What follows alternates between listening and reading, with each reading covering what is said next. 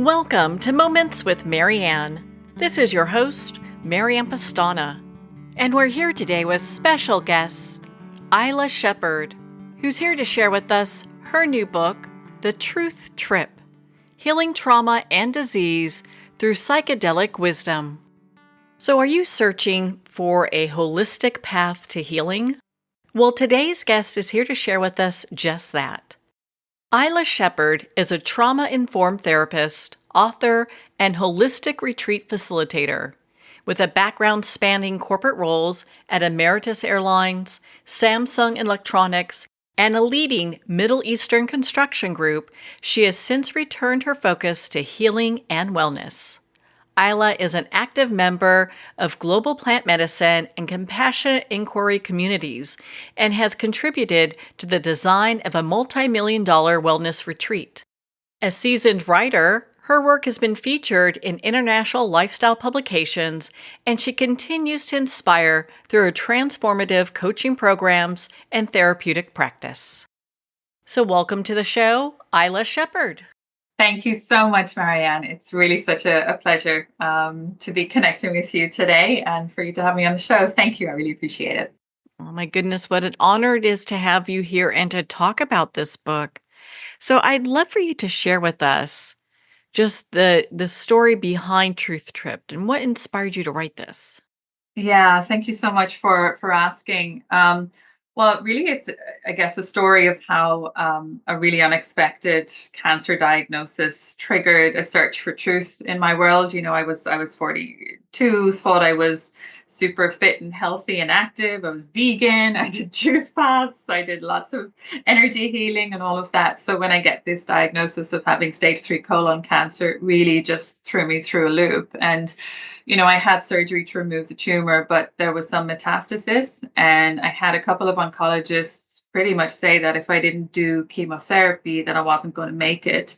And they were, I'm a solo mom with, my son was 9 at the time, and they didn't shy away from, bringing him into the conversation and saying things like, well, don't you want to stay alive for your son? So absolutely, triggering my greatest fears as a mom.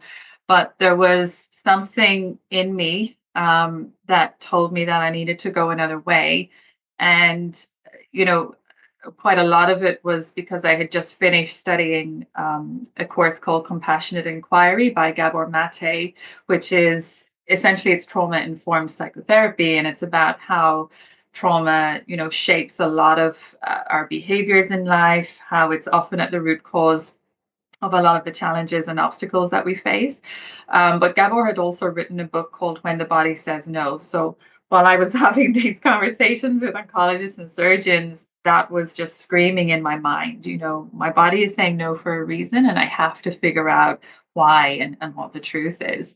That discovery absolutely brought me back to unhealed childhood trauma, and a lot of suppressed emotion, in particular anger.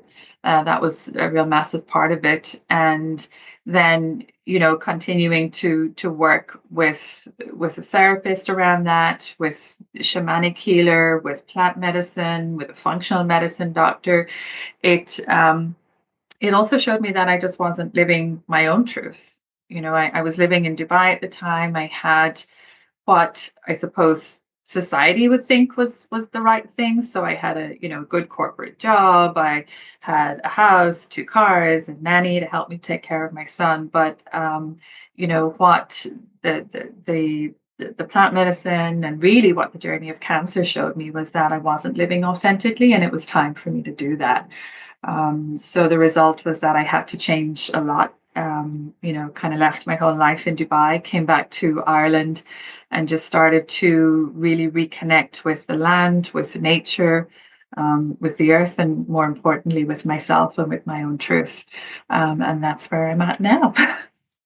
Well, it really seems that, the journey that you took from having this cancer diagnosis was really one of self-reflection and really honoring your body. And I applaud you because a lot of times it can be a very scary thing when someone's given a Mm. diagnosis like that.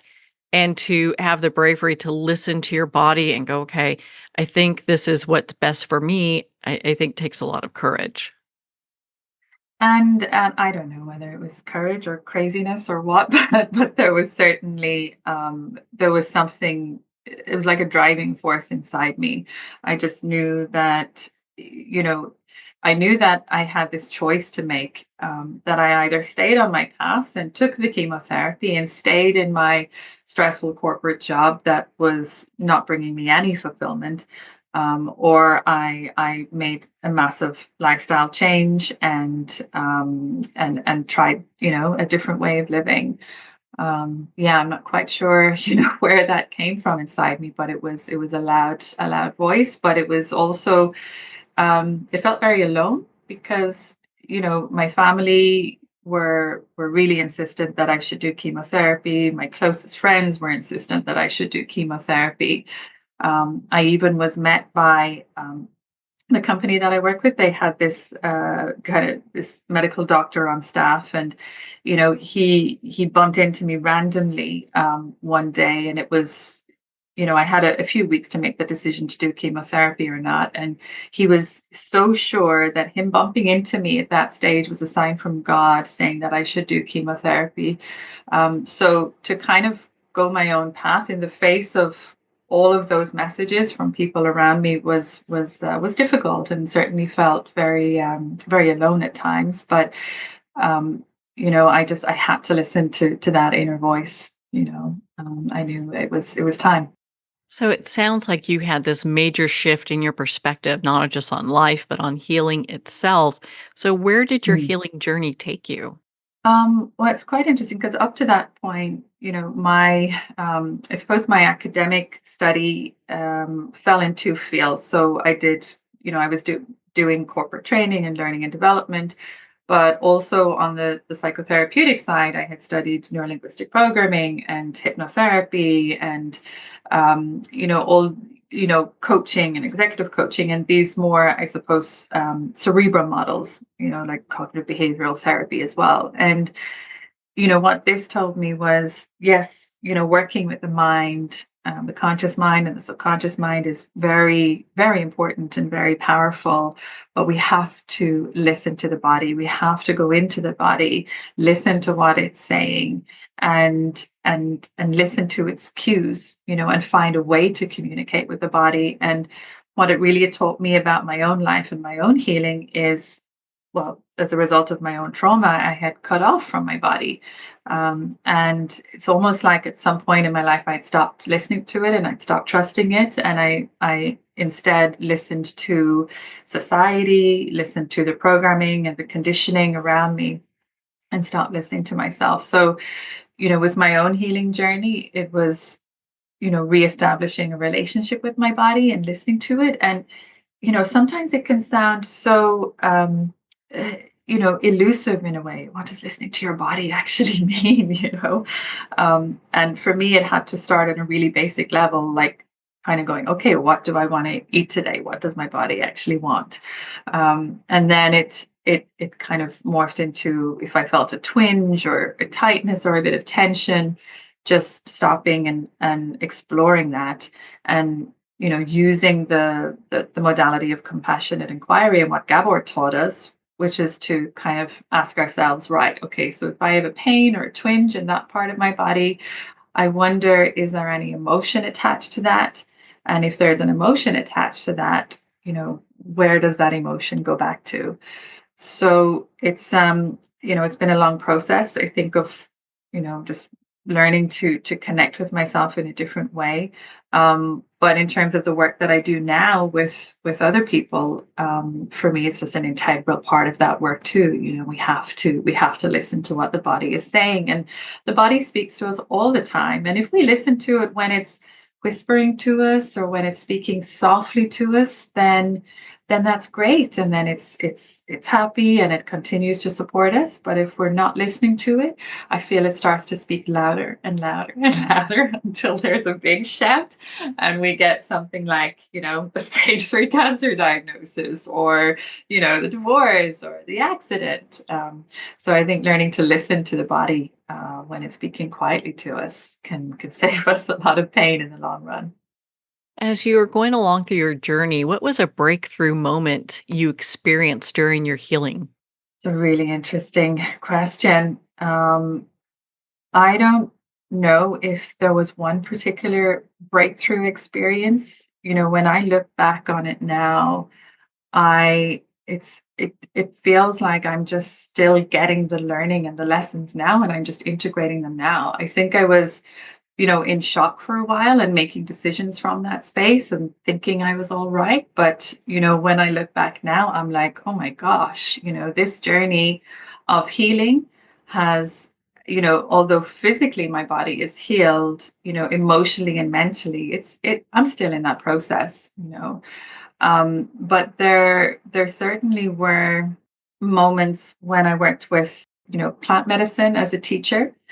And one of the experiences that I had with plant medicine, um, it was, uh, I really did think that, oh, okay, here we are. Now we're at the root cause of what's going on. And I had this experience where I think probably for the first time in my life, I actually could feel what unconditional love felt like.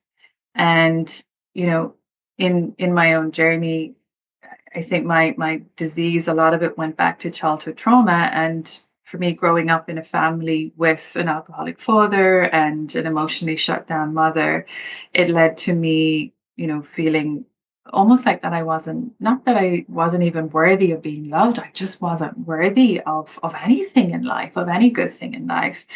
And then that led to a lot of adult behaviors, which sort of seemed okay on the outside looking in, but what I was doing was pleasing other people. I was deferring to what other people thought was right for me to do in my life, deferring to other people's thoughts, values, beliefs, and not honoring or listening to my own because I just didn't feel I was worthy of it. And then, with that shock diagnosis and going on this holistic healing journey, and that bringing me to work with plant medicine, I did have that moment of, this is it. This is the root cause of everything. And, if I can start to remind myself every day of what this feeling of feeling loved actually feels like, that's what's going to help me heal. And that's what's going to keep me healthy for a longer time. And so that's something that I meditate with every day now. I reflect on that experience that I had with plant medicine, and I remember that in my meditations. And I suppose the impact of that is I'm not chasing the things that I used to chase before, thinking they'd make me happy. I'm much more comfortable, to speak my own truth, to share my own ideas, my thoughts and values. I'm not looking for that external approval and that external love as much anymore because I can feel it inside. So that was, yeah, I think that was a pretty cool breakthrough moment for sure. And looking back, I wouldn't have had that if I didn't get diagnosed with cancer. So I say this to people all the time. Sometimes the things that happen to us that we can judge as being so terrible, so awful, end up being the things that save us and that are the greatest blessings in our lives. Well, on that note, we're going to pause here for a quick break. We've been speaking with Ayla Shepherd in regards to her new book, The Truth Trip: Healing Trauma and Disease Through Psychedelic Wisdom. You've been listening to Moments with Marianne. We'll be right back after these messages from our sponsors. Are you an author, speaker, or expert who is looking for more publicity? Visit radioguestlist.com and sign up for free interview requests from shows looking for guests. Radio Guest List is the #1 free booking resource for radio, podcasts, and TV talk shows who are looking for experts like you right now. Visit radioguestlist.com and sign up today to get the visibility you deserve. There comes a moment when you realize you're somewhere special. When you discover that each beautiful creature that you see has been rescued from a life of absolute horror and brought to this incredibly free place. Here's where their lives were forever changed and where yours will as well. Discover over 500 tigers, bears, and lions at the brand new visitor center at the Wild Animal Sanctuary just outside Denver. For more information, visit wildanimalsanctuary.org. Discover true freedom at the Wild Animal Sanctuary. It's one thing to become attached to your perfect home, but what do you do when that home becomes attached to you? A family in dire need of a fresh start, a mysterious house tied to the past. Buried deep within the foundation of the old Far Hill Manor lies a centuries-old secret. Dark forces or something stronger just waiting to be discovered. Caretaker, a supernatural thriller by breakout authors R.J. Halpert. Internationally recognized and award-winning author Judy Goodman works and teaches outside the box of limited thinking. Working with people from every walk of life, her goal is to empower you to be the best you can be, no matter what the challenge is. Born with the gift of seeing beyond our normal vision, she has an extraordinary gift of working with every challenge. Teaching beyond conventional wisdom, her work is described as life-changing. Visit judygoodman.com. That's judygoodman.com.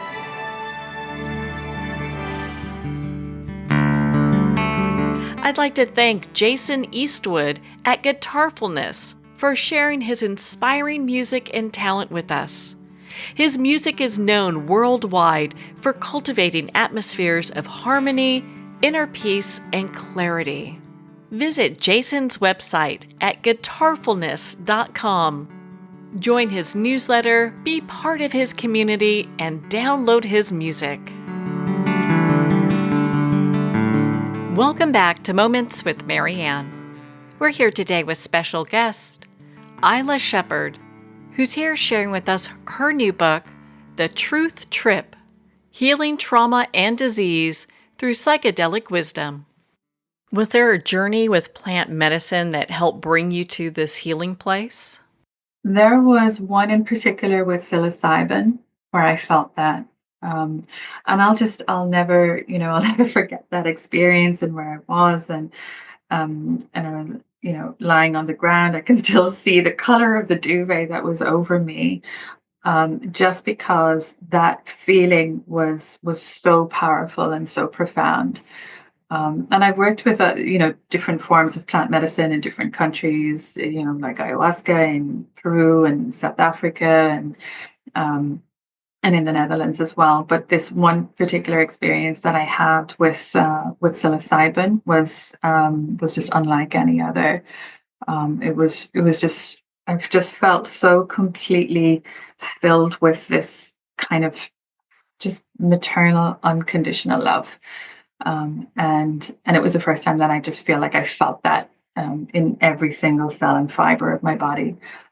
Just really, really beautiful and really, really profound. And, I've worked with psilocybin quite a few times, and I find that it can speak to us in different ways. And sometimes it can be quite direct. Sometimes it speaks to us through metaphors. Sometimes it's always from unconditional love, but sometimes it can be more of a paternal type of love and directing us and telling us specifically, what to do.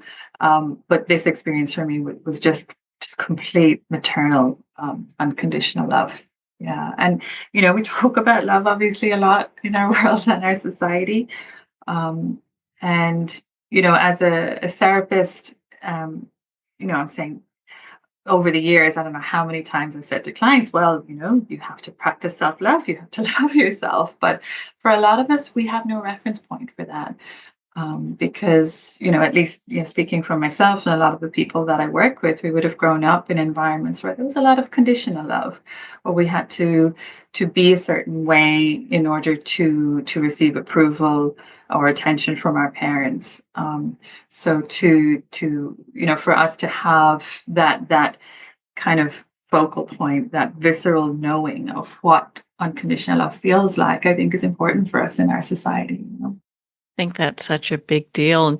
And was there a link between going through and uncovering past traumas or the roots of past traumas, understanding it, and then you're healing from cancer? Yeah, it was, it was kind of an interesting journey because I had started working with plant medicine even before I was diagnosed, but the plant medicine had been it had been showing me quite clearly that I needed to do certain things. It was showing me for sure that I needed to leave the job that I was in, and then I needed to go and work with people in a therapeutic context, one to one again, which I had done on and off throughout my career. And it was showing me about leaving Dubai and going back to Ireland, but I was coming out of those journeys and then not integrating those journeys into my day-to-day life. And I think that's possibly one of the reasons why my body did have such a strong reaction. I think if I had actually listened and integrated what the medicine had been telling me on those journeys, I don't think my body would have needed to have spoken to me so loudly. But then, afterwards, when I was diagnosed and when I was going through that, healing phase, and knew I didn't want to do chemotherapy, I did, continue to work with plant medicine. And I had one experience where it was weird. I was sometimes with different medicines. This was with a medicine similar to ayahuasca. Sometimes you purge, you vomit, and I purged. And as I looked at what I was purging, it was like these just this darkness, like these dark. It's so weird to describe, but like these dark skulls that were just coming out and going into the bucket. And there was a part of me that knew, oh, that's the cancerous, that's the dark part of my body that's being purged right now. And so having those experiences, although there's no, there's no, I still, I'm quite rational in my brain a lot of the time. I would love for there to be some kind of a scientific evidence of this, where you do a test before and then you have this experience and then you do the test afterwards to prove empirically that, there's evidence of healing in this way. But, there was something, especially from that journey, I knew, okay, I'm purging this, I'm releasing this now. But also, because of that experience of having been, it was almost like the medicine was showing me the way, but I wasn't listening to it. So my body had to speak louder. It taught me the critical importance of preparation and integration anytime we work with any plant medicine. And, there are millions of people that go to South America, where working with these medicines is legal, or in my case, it was like the Netherlands and South Africa. But we have to work with these medicines in a respectful way and not view them as a panacea for all.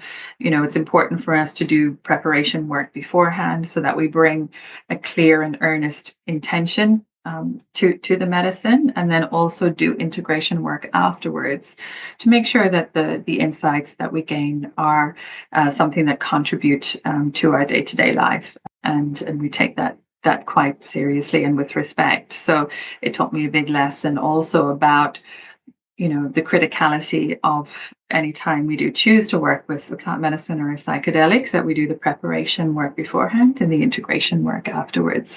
It's very important. Yeah, I would say it is. There's so many different cultures that use these medicines as part of their healing and spiritual practices, and they have a protocol that they usually follow with this. It's not just, hey, let's take it and have fun. Yeah, It's exactly. an actual process. Yes, absolutely. And, if we look historically at, say, the Shipibo tribe in Peru or in other parts of the Amazon, they worked with these medicines in such a respectful and an honored way. And they were only used at certain times. They were only used when someone from the community needed healing. And they would have been held in that context of a community circle with a lot of reverence for the medicine, care and love for the individual or individuals that were using the medicine to help them heal, but always kind of held in place by a wise elder from the community who had a great deal of experience of working with these plants and these medicines. For example, when I was in Peru, they told me there that you can't be a shaman unless you've turned the age of 40, and you need to have many, many, many years of working with the medicine yourself, and also kind of like apprenticing with an experienced shaman before you can ever think about facilitating a ceremony for other people. So they have these cultural traditions that allow them to work with this medicine in a safe way. And I think, in our Western culture, where we're, obviously a lot of people are using these medicines by either traveling or else, using them in an underground fashion, we're still struggling to find our place, in how we can create a cultural context that works for us, to use these medicines safely. And there are different models that are being applied. And, I know certain parts of the US, like in Oregon, I think, where they're trying this psychedelic assisted therapy model. And, perhaps that's one model that can be adapted to suit our culture, but I think it's going to take a little bit of time, for us to figure that out. Yes, I know there's lots of scientific studies going on now where they have people Mm. that are veterans or have gone through specific trauma that are trying plant medicine to see if it will help with the healing process. And one of the things in your book you talk about is this connection between trauma and disease. How did you discover this link even? And how did that shape your whole approach to healing? Well, I had that's a lovely question. Thank you. So, when I was a fledgling hypnotherapist in Ireland, I think it was about 29, so quite a long time ago, I came across the work of Louise Hay. So she wrote a book called "You Can Heal Your Life," and in that book, she discusses the metaphysics of disease and how each disease that shows up in our life has an emotional component to it as well. And I remember, I think I had one client who came in, and she, we had done our hypnotherapeutic process, and it was towards the end of the session. And she just started complaining about cold sores. So I went and I looked at, what's the metaphysics of cold sores, and it said suppressed anger. So I just go back to the client and I'm like, well, I think there might be something about suppressed anger and cold sores. And she just sort of looked at me, sat back in the chair, and she was like, oh, actually, so I've just changed departments, and I was really angry with, my team before, but because I knew I was changing departments, I didn't do anything about it. I didn't say anything about it. So maybe this is what's going on in my body. And that was kind of my first experience of it. And over the years, it was, if something showed up, I would kind of think, oh, okay, I wonder, what else is my body telling me here? What's the emotional side of it here? What's the mental pattern here? But then, I think it was probably Gabor Mate's work, so studying compassionate inquiry with him. That's what really kind of brought it home for me and brought it to life. And, when I looked at, the emotional pattern of colon cancer, and I had this massive tumor in my ascending colon, when I looked at the metaphysics of that, it said suppressed anger.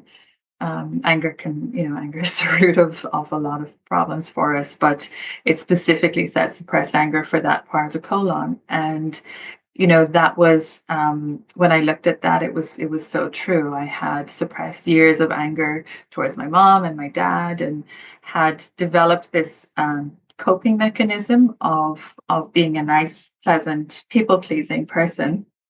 And had somehow created an identity around that. So as an adult, it never felt comfortable for me to express anger. So I would just kind of, keep it all inside, keep it in my body. And so looking at it from that lens was so, so, so important. And now that I look back and, think of other people in my life, like my dad, for example, he died of lung cancer when he was quite young. He was just 64. But the metaphysics of lung cancer are stored grief and bereavement. And that was certainly true of my dad. He had, so when he would drink, a lot of his grief would come out, but he had no way to process that in a healthy way. as an adult. Just at that stage in Ireland, there was no discussion of mental health or therapy or anything like that. And we've certainly come a long way now. But I think it's just, our body is speaking to us all the time. And if we can listen to it when we get a little twinge in our back, or if we have, a little bit of inflammation in our knee, or tightness in our chest, if we can start listening to it and going, okay, what's that twinge in my upper back? Is that a relationship thing? What's that little, that I've had lower back pain for a few weeks? Am I worried about something? Am I worried about a burden that I have? Am I worried about a financial burden? If we can start exploring things from that perspective, it can go a long way, I think, in giving us clues to the root cause of what's going on. And the challenge is that, if we have a twinge in our back and we go to a medical practitioner, the first thing they're going to do is kind of say, right, what medication can I give you now to help you not feel that twinge, to numb your nerves from passing that message of pain up to your brain. They're, possibly don't have time to help each patient come and look at the root cause, So I think we have to take ownership of that for ourselves. There's so much there that we have to consider. And that's right. A lot of times, while doctors have some really great answers to a lot of different things that happen, they may not have all the answers, and to do some self-discovery, I think, is such a profound thing. And it has me kind of thinking, I mean, you've been helping so many people on their journey. What's next on your journey of healing and helping others? Yeah, I was having a conversation with a coach, like one of my own coaches, a while ago, and she was helping me work my vision, my mission, my values, and it's, this thing came out, and it sounded, a little bit too lofty to say, but it just really resonated. And it was um, to help prevent women dying of cancer. Like when I went through my whole experience with the doctors and with the oncologists, and having them say, well, don't you want to be alive to take care of your son, but going another route. I kind of realized, well, my case is nowhere in their study and in their literature. So this oncologist that thought I was going to not make it because I didn't do chemotherapy, I'm, touch wood, and there but for the grace of God, but I've been given very much the all clear by doctors. So, confirmed healthy, confirmed no cancer, no tumors, not even any polyps remaining in my colon. But she doesn't know that. So the next time, a patient goes to her that perhaps is in the same situation as me, she's going to tell them the same as what she told me, which is just, 100% advocacy of going down the chemotherapy route. And I thought, there's very little room and space, I feel, in our society for stories that go against the grain. There aren't robust, pharmaceutical-led studies that look at, well, somebody that was advised cancer or chemotherapy who didn't take it, what's the survival rate there? There just isn't enough robust data on that. So for me, it was important to share my story for that reason, and to continue working with people to help them, heal the root cause of diseases that show up in their body, to help them heal their childhood trauma, and allow them to start living lives where they feel they're able to be their authentic selves. So continuing to work with people remotely, continuing to work with people one-on-one is something I'll be doing. And I'm also running some retreats here in Europe and in other locations as well, and supporting people as well who are choosing to do plant medicine work, supporting them with the preparation and integration around that too. So yeah, there's lots going on. It's fun. What would you like readers and our listeners to take away from the Truth Trip? One thing for me that's really important is that we take ownership and dominion over our lives and our bodies and our health, and we become curious about what our body is saying to us and about what life is saying to us. If we're finding ourselves repeating the same relationship drama, well, what's that telling us? What is this situation bringing up for me to see in order to heal? That's really important. I think that we start taking ownership of our lives, ownership of our health, and just regaining sovereignty over our lives again, not handing our lives over to one person who might be wearing a white coat who has a particular degree, not giving our lives over to victimhood, but saying, okay, this is showing up in my life. This is happening. I wonder what's going on. I wonder why, and becoming really curious about that. And the beautiful thing about the age that we live in now is that there's so much information at our fingertips. When I discovered Louise Hay's book, gosh, I don't know, almost 20 years ago, it was like this kind of sacred gift that I'd been given. But we're so fortunate now to have access to so much information. And yes, it can be a curse at some levels, but it can also be a beautiful tool to help us understand ourselves more, to help us heal ourselves, and to help us live authentically. I think that's really the key for me. What else do we need to do to live authentically in this lifetime? Well, Ayla, you're such an inspiration, and I felt your book, The Truth Trip, was such a profound read. Where can our listeners connect with you and be part of your community and learn more about your work, and also how they can attend one of your events?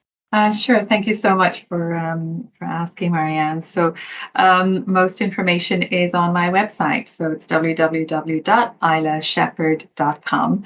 And that's where I keep everything. Also on Instagram, Awaken with Ayla. And yeah, then the book is available on Amazon and I think on Goodreads as well. Well, Ayla, thank you so much for taking the time to be on the show with us here today. Oh, it's been an absolute pleasure to connect with you, Marianne. Thank you so much. It's been so fun. Thank you. Well, thank you, Ayla. It's been such an honor to spend this time with you and to talk about your new book, The Truth Trip. The Truth Trip is available at Amazon, Barnes & Noble, and everywhere books are sold. And remember, support our indie bookstores. If you don't see it on the shelf, just ask for them to order it. Well, we're at the end of our time today. I'd like to thank everyone for tuning in. You've been listening to Moments with Marianne, where we make every moment count.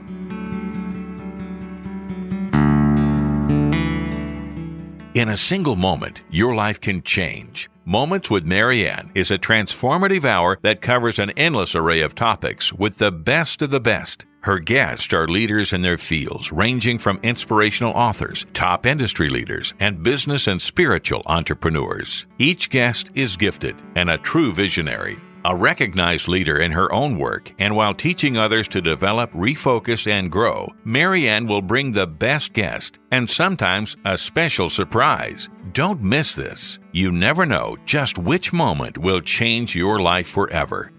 Make sure to tune in and visit momentswithmarianne.com for more information.